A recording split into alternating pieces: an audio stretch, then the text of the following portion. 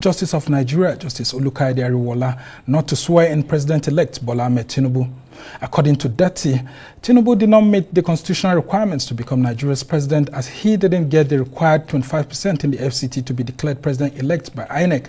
The Independent National Electoral Commission had in March declared Tinubu as the winner of the February 25 presidential election. Tinubu, the candidate of the APC, scored 8,794,000 votes and secured the 25% threshold of total votes in 30 states of the Federation, but failed to have the threshold in votes cast in the Federal Capital Territory.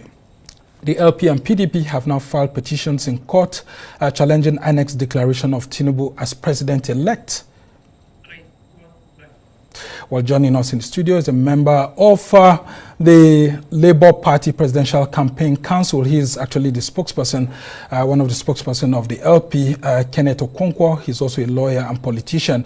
Arise News had also extended invitation to the All Progressives Congress through Festus Keyamo and, of course, one of the party's members in the media directorate of the APC campaign, Ni Akinshiju, who all promised that they will be made available, especially Ni Akinshiju, that he'll be made available right here. And Keyamo declined to be on the program, but we'll just have to go ahead with one of the parties that we have here. So good to have you, Kenneth Okonkwo, join us on the program. Yeah, thank you very much for inviting me, and thank you viewers at home for tuning in. Yes, the APC says you're overheating the polity and that some of your supporters have been calling for an interim government while you're... 25% in at least 2/3 of the states and the FCT. The words of the Constitution is very clear. FCT is not a state in Nigeria. Well, there's a Supreme Court judgment. No, he said in section 299, he said in interpreting the Constitution, 30 minutes, in interpreting the Constitution, the FCT should be treated as a state. But let me tell you, in section 299, he said the president of Nigeria is the governor. Yes. Good. Is there any governor that will be declared governor in his state without winning 2/3 of the 25% in 2/3 of the local government? And then you're telling the governor of FCT that is not supposed to have 25%. Where did you get that from? The Constitution is very clear. If you're a citizen of FCT, you want to be discriminated against. No, the person that should be your governor should have 25% of your consent before being your governor. Well, these are issues that are left for the court. So your own 30 seconds, before you go. Kenneth Okonkwo, let's just have give him very quickly as we allow you to go. Yeah. It is simple.